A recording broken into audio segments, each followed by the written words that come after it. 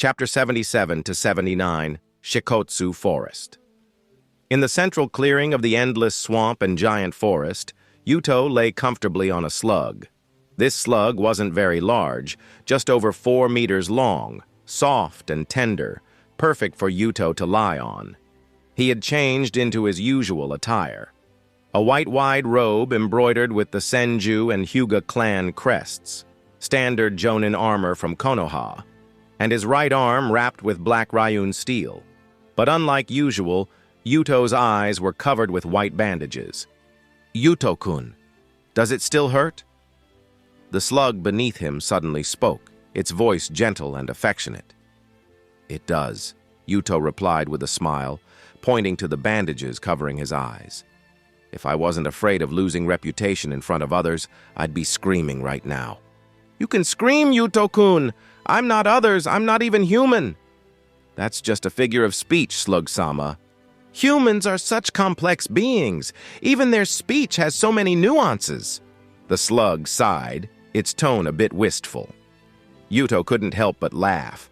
As the only one in the world, the slug lived for over 1,000 years. Its wisdom no less than that of humans. It understood the rules and intricacies of the shinobi world very well, at least the main body, Slug Sage, did. However, the slugs split from the Slug Sage, apart from a drastic reduction in power and size, were far less wise and experienced. The slug beneath Yuto felt naive, easy to tease and deceive. "By the way, Yuto-kun," the slug spoke again, "you should use that technique less in the future." Yuto chuckled. "I'll be careful. This was my first time using it, and I lacked experience, which is why I injured my eyes. Next time will be much better." "Yuto-kun, the Byakugan is one of the 3 great dojutsu in the shinobi world. You must cherish your eyes." "Yes, next time I'll control the flow of chakra better to minimize the technique's strain on my body and optic nerves. Although pain and exhaustion are unavoidable, at least I won't have to hide in Shikotsu Forest with bandages." Yuto sighed, recalling that night's incident with lingering fear. That night, he used his Kekkei Genkai to instantly defeat Killer Bee in his 7 Tails form. God's mask was incomplete, and the power of the sage's eye wasn't fully awakened. His unique dojutsu couldn't even reveal its full name, only managing to utter Murakumo Slash. But even at this weakened state, Yuto was shocked by the power of his Kekkei Genkai. It activated instantly, releasing a burst of power that even Killer Bee with his speed couldn't avoid. It felt like the moon god casting a spell of light, a power transcending physical limitations, affecting multiple dimensions. In Yuto's perspective, he merely glanced at Killer Bee, and the ground beneath them caved in. The Jinchuriki and the tailed beast inside him were both pierced through. The 8 Tails Gyuki fared better, being a chakra beast, but Killer Bee nearly died on the spot. Of course, the 8 Tails was weakened and restrained by seals, and Killer Bee fought in a semi-transformed state with only 7 tails. Together, they weren't as powerful as a fully transformed tailed beast. Yuto, always ruthless, saw Killer Bee unconscious and thought to finish him off. But as this thought formed, excruciating pain erupted deep in his eyes. It was a pain different from the activation of the cage bird seal, more akin to losing 30% of your body's water, or working non-stop for 3 days. It was extreme exhaustion and overextension. Yuto nearly collapsed on the spot, but he held on through sheer willpower, left a few harsh words, and used his last bit of strength to retreat, summoning the slug beneath him and muttering, "Take me inside," before passing out. Fortunately, the slug understood his intention, enveloped him in its body, and took him into Shikotsu Forest. Yuto slept for 50 hours straight. During this time, the slug sage used senjutsu to infuse his body with nutrients, preventing severe internal damage from overexertion. Eventually, he woke up and began using medical methods to recuperate. To protect his eyes, he applied medicinal compresses to care for his optic nerves. Now, 7 days had passed since that fierce battle at night. Yuto had recovered significantly, enough to crack a few jokes. Despite nearly being drained by his Keki Genkai, as the saying goes, practice makes perfect.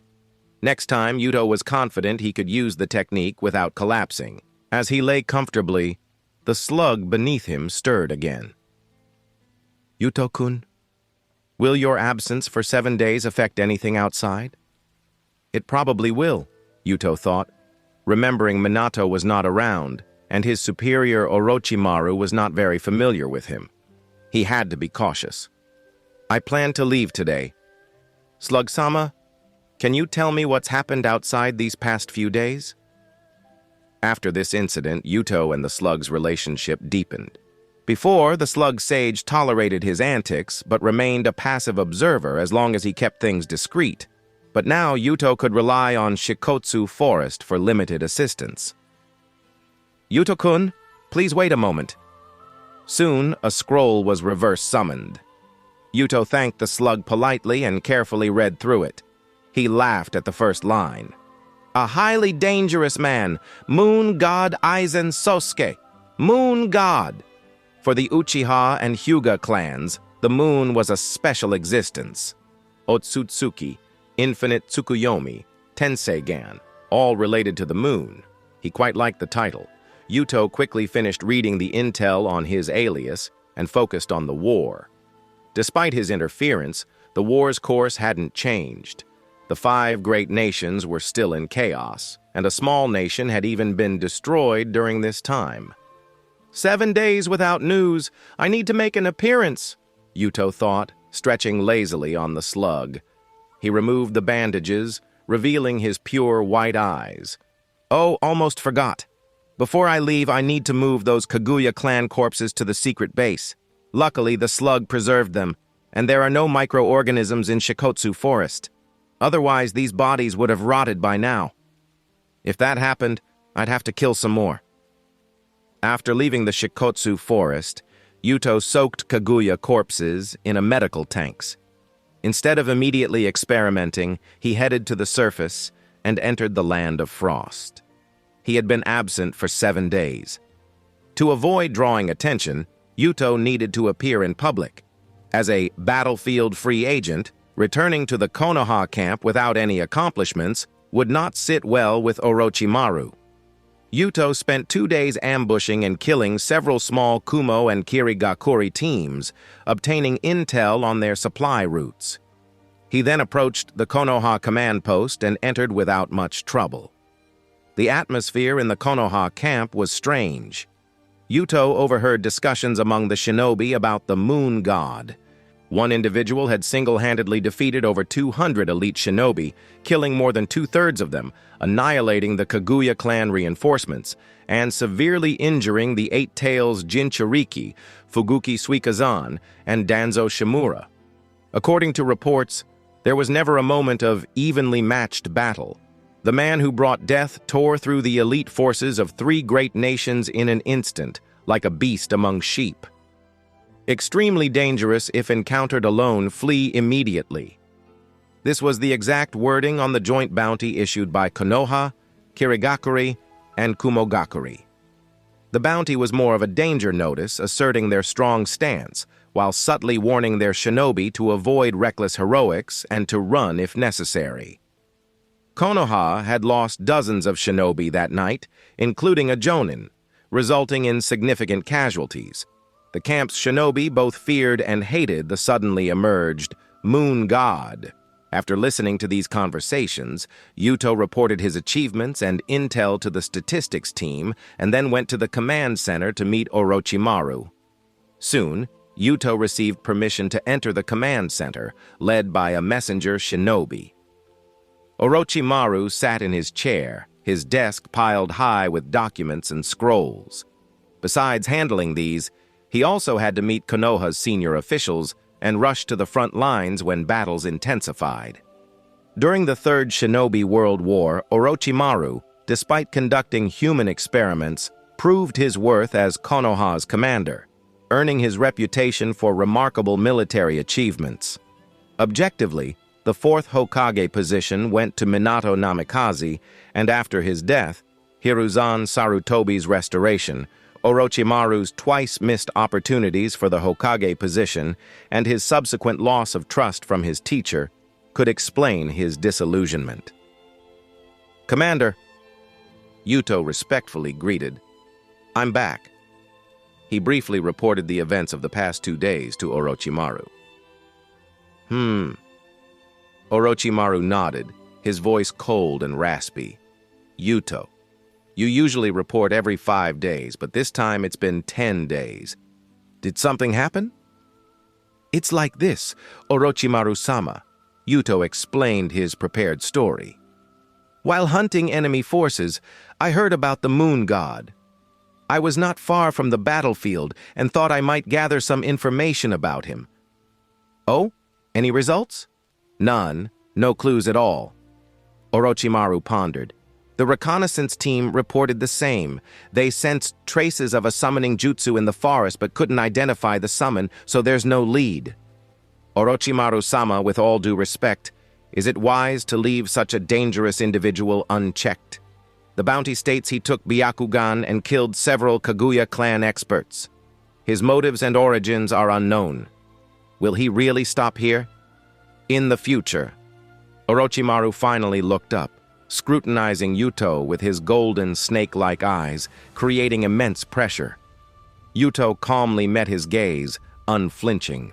Suddenly, Orochimaru sighed. "The third Hokage once said that Yuto Hyuga is an exceptional shinobi with a broad perspective. It seems my teacher's judgment was spot on.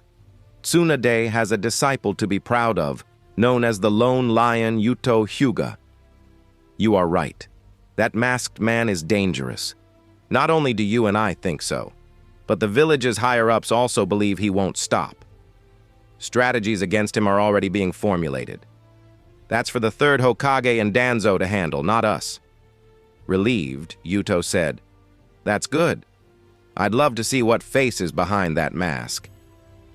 With loyal Orochimaru, Yuto knew that as long as he seemed to care for Konoha, he would be safe. Even after turning to the dark side, Orochimaru treated his subordinates well. Yuto was quite familiar with Minato and could joke and chat during reports, but with Orochimaru he had nothing to say after his report. He took his leave, and before departing, Orochimaru informed him that he could reduce the frequency of his reports to allow him more time to disrupt the enemy in their rear lines. Yuto gladly accepted and left the Konoha camp, having spent less than an hour there. The news that Konoha is formulating strategies against Aizen Sosuke did not surprise him. After causing such a commotion, Hiruzen Sarutobi couldn't remain indifferent, and other shinobi villages were likely preparing countermeasures. That's fine. It will allow Aizen Sosuke's identity to lie low for a while, giving me time to study the Shikotsu Myaku and stay under the radar. Thinking this, Yuto traversed the dense forest and, as usual, arrived at his secret underground base in the land of hot water. The Kaguya clan's corpses floated in preservation fluid. Besides Kaguya Morinosuke, the other bodies were well preserved, as Yuto had snapped their necks, avoiding damage to internal organs. He moved a corpse onto the operating table, rubbing his eyes while planning. "My eyes still hurt. The strain from using the accompanying dojutsu hasn't fully recovered. During this time, I need to recuperate. I must continue capturing Hyuga clan members. I can now study the differences between Hyuga and Kaguya bloodlines. Same roots but entirely different Keki Genkai. Ideally, I should obtain 2 Uchiha corpses for a 3-way comparison. Only one piece of God's mask remains. I need to replenish it, which is tricky. My cells are abundant, but Hyuga shinobi are limited. I must consider the extreme scenario of mask shortage. The mask mode is ultimately a mirage. My own training must not be neglected. I've nearly mastered the mutual multiplication explosive tags, and my strength seal's storage is almost at its peak. Maybe it's time to complete the strength of 100 seal, or perhaps a combination jutsu of mutual multiplication explosive tags and Lion's Fang Bite? I also need to keep accumulating battle achievements, periodically appearing on the battlefield to hone myself. Sigh. There's so much to do. Time flies. When the first snowflake fell in the land of hot water, the ninja world was still soaked in blood. This year's snow came late. It had been winter for a long time before the snowflakes finally arrived. For shinobi wars, snowfall was beneficial. With their chakra, they didn't fear the cold. The thick snow could cover and even freeze corpses, reducing the likelihood of epidemics.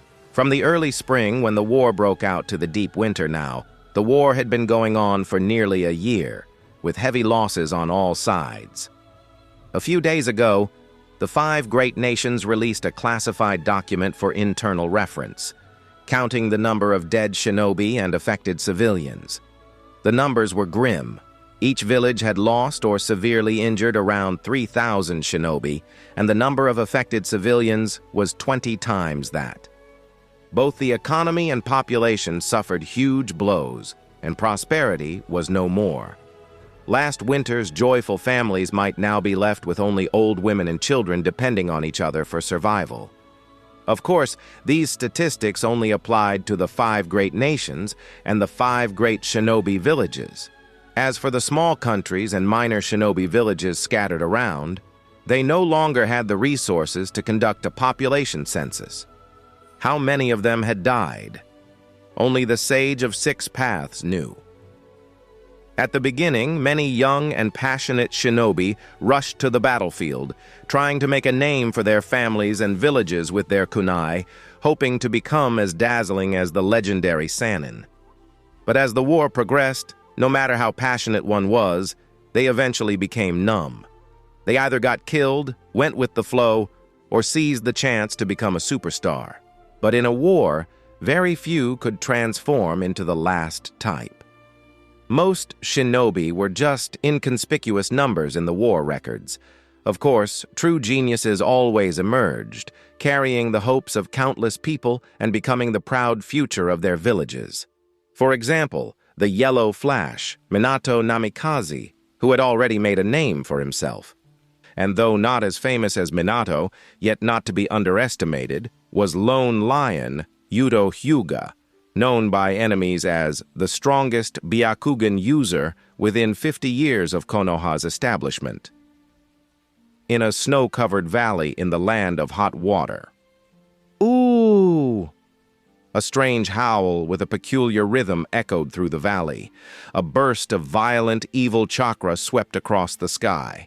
Even if an ordinary shinobi stood beside it doing nothing, their skin would be torn apart. A 4-tailed beast suddenly appeared on one side of the battlefield. Damn! It's the 8-tails Jinchuriki! When did he get here? Wasn't he supposed to be recovering?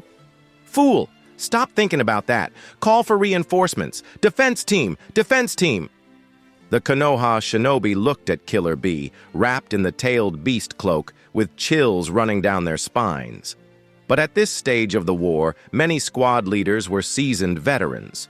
They quickly organized a defense, attempting to withdraw from the valley. Cheers erupted from the Komogakure side. Amid the shouts of, "Lord Killer Bee is here!" the Jinchuriki opened his mouth wide, releasing a highly concentrated chakra ball. "Battle star bright, 8 tails might, oh what a sight!" Though his rap was still offbeat and clumsy, sounding comical, the Konoha shinobi only felt death approaching. The ferocity of the high-density chakra was such that even the snowflakes in the air melted hundreds of meters away. Killer Bee, I remember telling you the first time we met that you really don't have a talent for being a rapper. At this moment, a clear voice came from afar. Immediately, a thunderous lion's roar erupted in the valley. Killer Bee shrieked and turned, launching a tailed beast bomb. Lions! Few heard this word. The newcomer was too fast, and the sound was heavily distorted, exploding with a roaring boom that drowned out the original pronunciation. Fang bite! 5 fingers clenched tightly, roaring furiously, boldly meeting the tailed beast bomb head-on. Boom! A massive shock wave erupted on one side of the valley, cracking the ground.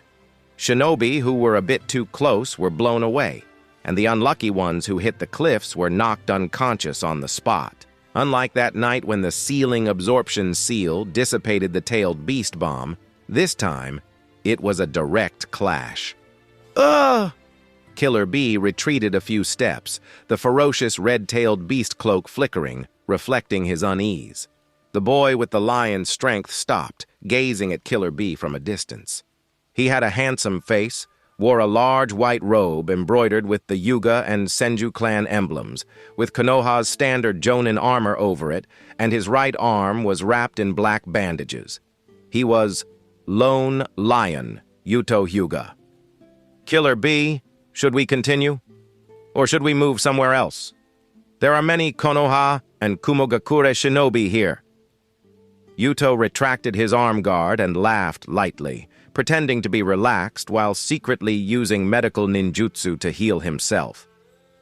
Using Lion's Fang Bite with Strength of 100 Seal, Chakra-enhanced strength to directly counter the tailed beast bomb was indeed challenging. The destructive power of a Jinchuriki was truly... It seemed he needed to further enhance his attack power. He subtly moved his fingers, and an explosive tag with complex summoning chains quietly wrapped around his index finger. The next Lion's Fang Bite would carry infinite explosions. Killer Bee's tailed beast cloak with its bull-like horns twitched. The next moment, the red cloak vanished, revealing the Jinchuriki's true form. Yuto's eyes narrowed slightly, clicking his tongue in his mind. Killer Bee's outfit was unique. Instead of his usual revealing single-shoulder shirt, he wore a white, tight-fitting suit with a coat inscribed with medical symbols. Dozens of metal wires extended from his chest, flowing with green chakra unique to medical ninjutsu, visible through Yuto's Byakugan. Live with these injuries from now on. Spread my name to the world, telling everyone that the man who gave you this scar is named Aizen Sosuke. This statement had indeed become a reality. Murakumo's slash was not just a physical penetration, it was the power of the half-awakened Tenseigen, acting on multiple layers, leaving scars and pain that couldn't be healed by normal means when it penetrated Killer Bee's body. To completely heal it, an equivalent level of ocular power was needed. Kumogakure had embedded complex medical instruments into Killer Bee's chest, constantly generating chakra to maintain his state, allowing him to jump around as usual. But this body had ultimately been destroyed by the immense ocular power of the half-awakened Tenseigen. Killer Bee using only the four-tailed chakra cloak to fight Yuto was the best proof.